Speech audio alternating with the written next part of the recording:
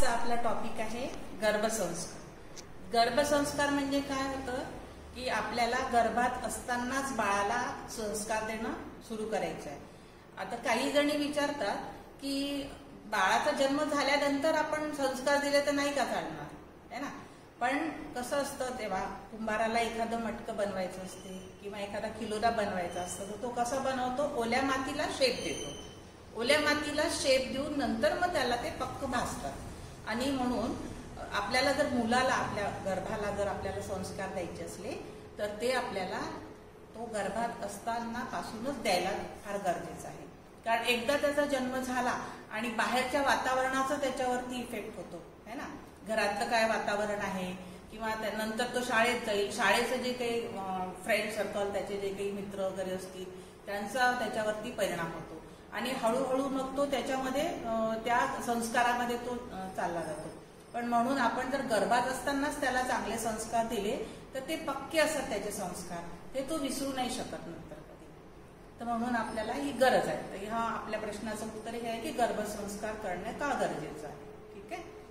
आणि उदाहरण आपण देऊ शकतो की अभिमन्यूनी चक्रव्यूह जे शिकला होता, जो अभिमन्यू तो आईच्या गर्भातच शिकला होता है ना. त्याला बाहेर जाऊन कुठे गुरुकुलमध्ये जाऊन किंवा कुठे शिक्षण घेऊन असा शिकला नाही तो. त्याला कृष्णाने जे त्याच्या आईला सांगितलं होतं गर्भात असताना ते त्यांनी ऐकलं आणि ते त्यांनी ग्रहण केलं, आत्मसात केली ती विद्या.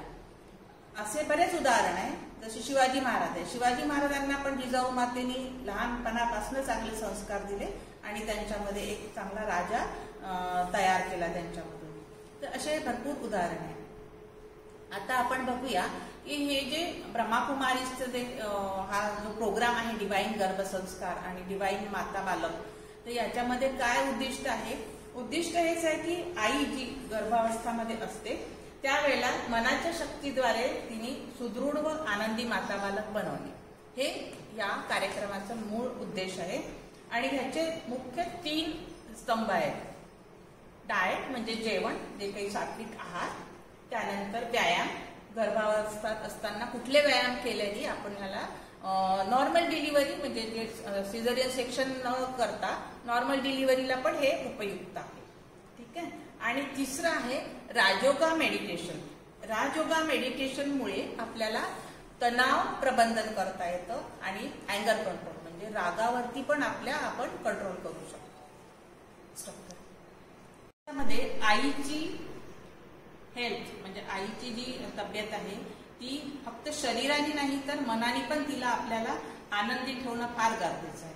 घरच्या लोकांचं हे कर्तव्य असतं की जी गर्भवती स्त्री आहे तिला आपण खूप आनंद वातावरणामध्ये ठेवलं पाहिजे, जेणेकरून आपल्या मुलाच्या याच्यावरती पण चांगले परिणाम झाले पाहिजे, त्याच्या वाढीवरती पण. ते ना, वाढ म्हणजे नुसती आपण समजतो बरेचदा वाढ म्हणजे काय, शारीरिक वाढ, पण तसं नाही आहे. शारीरिक तसेच मानसिक. कारण आजकाल आहे ना कोशंट्स हे जे असतात त्याच्यामध्ये इंटेलिजंट कोशंट तर आहेच, परंतु स्पिरिच्युअल कोशंट पण आजकाल फार महत्वाचा मानला जातो. मोठ्या मोठ्या जेव्हा फॉर्म्समध्ये आपण नोकरीला जातो त्यावेळेला ते हेही बघतात की या व्यक्तीचं स्पिरिच्युअल कोशंट कसं आहे, म्हणजे त्याच्यामध्ये काही मॉरल व्हॅल्यूज आहेत की नाही, कंपनीत काम करत असताना तो बरोबर इमानदारी आहे, आज्ञाधारकता आहे, त्याच्यानंतर नियमितता, हे सगळे जे गुण आहेत ना, हे जो व्यक्ती स्पिरिच्युअल असेल म्हणजे त्याच्यामध्येच हे गुण राहू शकतात. म्हणून हे पण गुण आपण आपल्या मुलाला गर्भावस्थेत असतानाच द्यायला पाहिजे, हे महत्व आहे. ठीक आहे ना. आणि जर आई जर मनाने जर हॅपी नसली, आनंदी नसली तर बालकांमध्ये या समस्या येऊ शकतात. शारीरिक मध्ये कुपोषित बालक होऊ शकतो. नंतर काही मूल्य नसलेली बालके होतात, म्हणजे लहानपणापासूनच त्यांना व्यसन लागतं, सिगरेट पितील, तंबाखू खातील असं. तर हे सगळं टाळण्याकरता आपल्याला आईकडे लक्ष देणं फार गरजेचं आहे. आईच्या समस्या कुठल्या आहेत. आईमध्ये ब्लड प्रेशर वाढतं, मानसिक तणाव वाढतो. जर ती कमजोर असली तर नॉर्मल डिलिव्हरीचे प्रमाण पण कमी होतं. ठीक आहे ना. तर म्हणून हे सिझेरियनचे प्रमाण का वाढलाच का, कारण आई जी खुश नाही राहत गर्भावस्थामध्ये, तिला खुश राहणं फार गरजेचं आहे. ठीक आहे. तर याच्यामध्ये आपण काय, आता 3 स्तंभ जे आहे या कार्यक्रमाचे किंवा या प्रोजेक्टचे, याच्यात एक तर डाएट म्हणजे तुमचं आहार, आहार हा सात्विक आहार असला पाहिजे. आता सात्विक आहार म्हणजे काय? सात्विक आहार म्हणजे शक्यतोवर बरेच जण म्हणतात की व्हेज म्हणजे आपण खातो ना, जे भाजी वगैरे असं, नॉन व्हेज नाही, व्हेजिटेरियन जे जेवण असतं त्याला आपण सात्विक आहार असं म्हणतात जनरली. परंतु नुसते ते झाले घटक, म्हणजे मोड आलेलं अन्न आहे, बदाम आहे, ड्रायफ्रुट्स आहे, हे सगळं जे खातो आपण ते झाले घटक. पण त्या घटकांमध्ये एक फॅक्टर, एक असं काही आहे गरजेचं, ते फार महत्वाचं आहे. आणि ते म्हणजे जो स्वयंपाक तुम्ही बनवता, जे जेवण तुम्ही जेवता, ते कुठल्या विचारांमध्ये तुम्ही बनवलेले आहे, हे फार महत्वाचं आहे. तुम्ही मागच्या वेळेला केलं असाल ना ते, तर ते महत्वाचं आहे. आणि त्याच्याकरता आपल्याला स्वयंपाक करताना इतर कुठलेही विचार आपल्या मनात येऊ नये. छानपैकी एक भजन लावावं, एखादं चांगलं गीत लावावं, आणि ते ऐकत असताना दुसरं काही नसलं तरी नुसतं ओम ध्वनीची जरी तुम्ही कॅसेट लावली तरी ओम हा शब्द इतका हाय पॉझिटिव्ह वर्ड आहे की त्याच्यामुळे खूप चांगले म्हणजे प्रकंपन त्या स्वयंपाकात जातात. आणि तोच आपण गर्भवती स्त्रीनी घ्यावा. तसंच हा झालं स्वयंपाक करतानाचा. पण स्वयंपाक जेवण ग्रहण करताना पण आपल्याला काय करायचं आहे, कुठल्या विचारात आपण जेवण ग्रहण करतो आहे, अन्न जेवतो आहे, ते पण फार महत्वाचं आहे ना. आणि त्याच्यामध्ये काय सांगितलंय त्यांनी की आपण शुद्ध भावना म्हणजे चांगले चांगले विचारांमध्येच जेवण करायचं. खूप लोकांना सवय असते की जेवण करताना सगळी फॅमिली अशी बसते टेबलवरती आणि घरच्या ज्या काही समस्या आहेत त्या समस्या ते त्याच टेबलवरच डिस्कस करतात, म्हणजे त्याच्यावरच त्यांचं चालतं.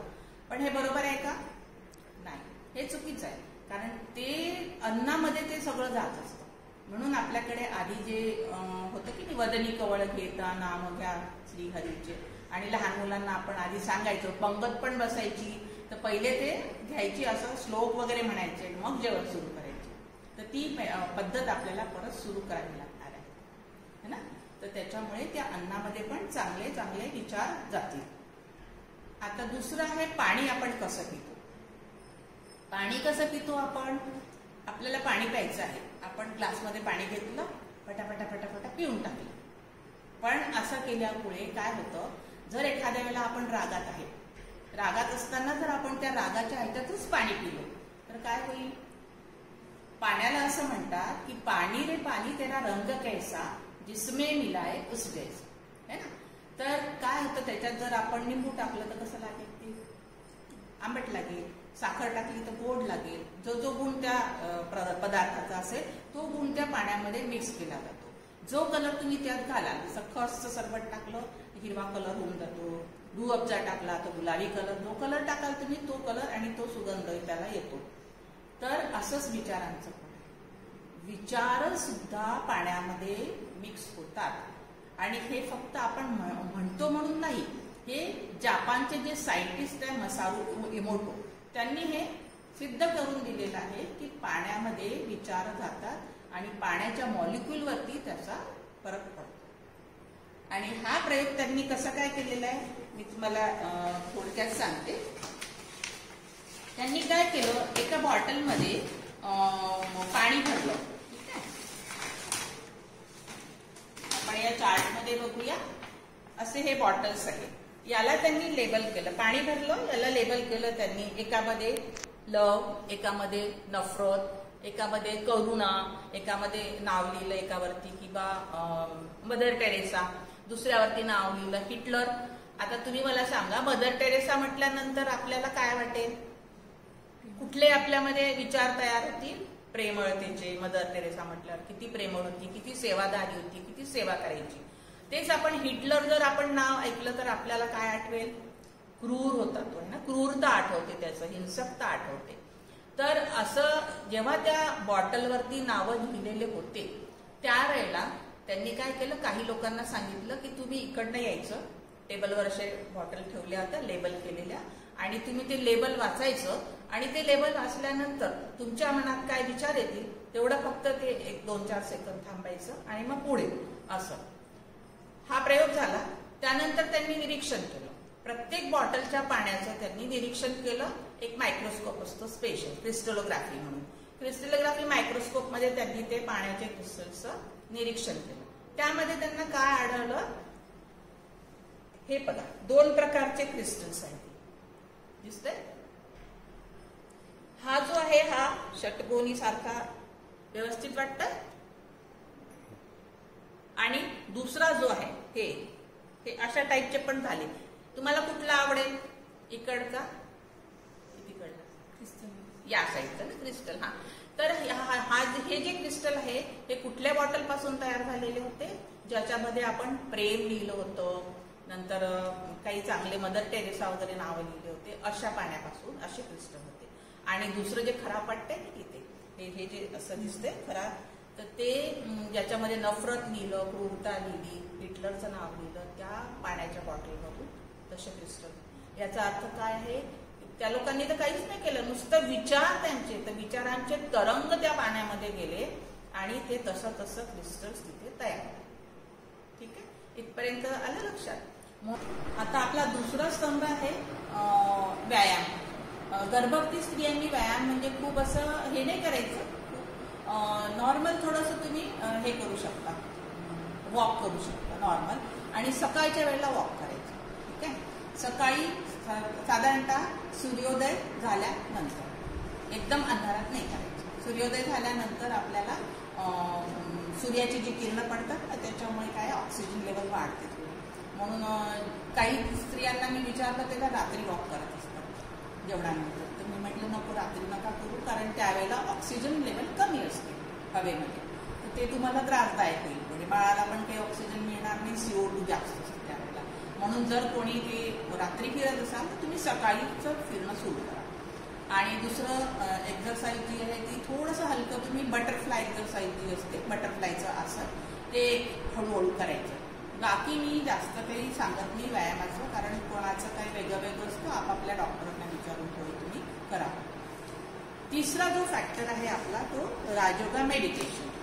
नाहीतर राजयोगा मेडिटेशन मध्ये काय असतं की तुम्हाला तुमचं एक तर क्रोध तुम्हाला कंट्रोल करता आला पाहिजे, आणि दुसरं एक आहे तुमचा तणाव तुम्हाला नको.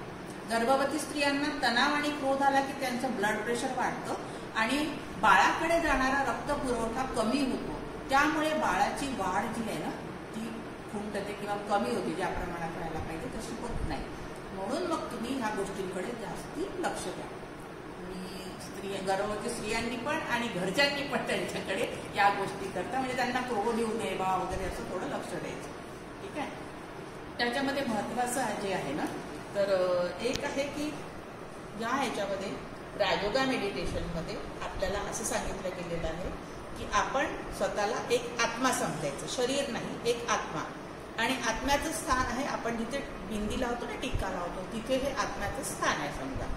त्यानंतर आपल्या आत्म्याचा पिता जो आहे परमपिता परमात्मा, तो पण एक पॉइंट ऑफ लाईट आहे. तिथे दिसतोय तुम्हाला है ना, हा आपला ऊर्जा स्त्रोत, आपल्या आत्म्याला ज्या ज्या शक्ती पाहिजे त्याचा हा ऊर्जा स्त्रोत आहे.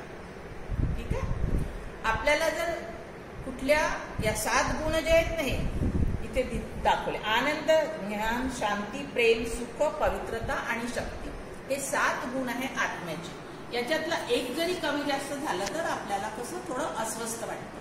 म्हणजे शांती नसली तर आपल्याला चालेल का? नाही, शांती पण पाहिजे, सुख पण पाहिजे, आनंद पण पाहिजे, प्रेम पण पाहिजे, है ना. जसं आपले हे शरीर आहे हे 5 तत्वांनी बनलेलं आहे, आपल्या सगळ्यांना माहिती आहे. कुठले कुठले? आकाश, जल, वायू, पृथ्वी, है ना, आणि अग्नी, हे 5 तत्व आहे ज्याच्यापासून आपलं शरीर बनलेलं आहे. याच्यातलं एकही तत्व कमी जास्त झालं म्हणजे वायू, समजा वायू, ऑक्सिजन लेवल कमी झाली आपल्या बॉडीची, तर आपल्याला किती अस्वस्थ होतं, है ना. पाणी, समजा आपल्याला तहान लागून जाते खूप आणि पाणी नाही मिळालं तरी आपल्याला आपली बॉडी अस्वस्थ होते. तसंच हे आत्म्याचं आहे. आत्म्याला सतोगुणी आत्मा म्हटलं आहे, तर त्याचे 7 गुण आहे. 7 गुणांपैकी 1-2 खालीवर झाले तर आत्म्याला बेचैनी होते आणि तो सुचत नाही, म्हणजे असं व्यवस्थित कार्य नाही करू शकत. म्हणून आपल्या आत्म्याला आपल्याला नेहमी हे 7 गुण देणं फार गरजेचं आहे. आणि या 7 गुणांचा जो काही प्रवाह आपल्याला घ्यायचा आहे, स्त्रोत जो आहे तो परमात्मा, वरती जो आहे बिंदू, तर परमधाममध्ये परमात्मा आहे आणि आपण इथे आहे, तर आपण बसायचं शांततेने आणि त्याच्याकडनं हे किरण येऊन राहिले आणि माझ्या आत्म्यावर पडत आहे.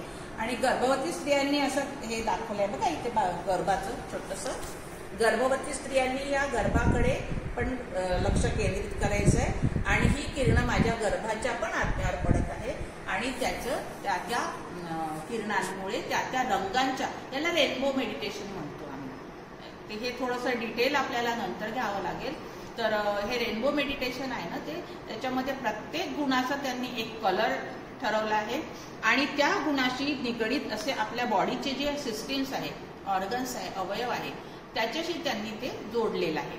म्हणजे उदाहरणार्थ जर हार्ट असेल, हृदय आहे, तर हिरव्या कलरची किरणं ही हृदयाला, आणि प्रेम हा त्याचा गुण आहे. हिरव्या कलरची किरणं आपण परमेश्वराकडनं घेतोय, ही प्रेमाची किरणं माझ्या आत्म्यावर पडत आहे आणि माझ्या आत्म्याचा माझ्या हृदयाचा चांगली वाढ होते आहे, माझ्या बाळाच्या हृदयाची पण छान वाढ होते आहे आणि त्याला भविष्यात याचा काहीही त्रास होणार नाही, असं प्रत्येक ऑर्गनचं. तर हे थोडं डिटेल तुम्हाला समजून घ्यावं लागेल. शॉर्टमध्ये मी तुम्हाला सांगितलेलं आहे की गर्भावस्थामध्ये तुम्हाला जेवण म्हणजे आहार, त्याच्यानंतर व्यायाम आणि मेडिटेशन, राजयोगा मेडिटेशननी तुम्ही कसं स्वतःला क्रोधमुक्त आणि तणावमुक्त ठेवायचं आहे. तुमचं मन जर शांत राहिलं तर तुम्हाला राग येणार नाही आणि तणाव पण येणार नाही. ठीक आहे ना. आणि 2-3 गोष्टी आहेत ज्या तुम्हाला डिटेल अजून माहिती करून घ्यायच्या असल्या तर तुम्ही माझा नंबर इथे मी सांगते आहे. डॉक्टर मीनाक्षी मोरे. डॉक्टर मीनाक्षी मोरे, मी पॅथॉलॉजीला काम करते, मोरे पॅथॉलॉजी. आणि ब्रह्माकुमारी सेंटरमध्ये तुम्ही येऊन कीर्तीनगरच्या सेंटरला तुम्ही येऊन विचारू शकता. तिथे मी तुम्हाला क्लासेस करून डिटेलमध्ये पूर्ण माहिती देऊ शकते. तर धन्यवाद. आपण सगळ्यांनी व्यवस्थित ऐकून घेतलं याबद्दल. थँक्यू. धन्यवाद.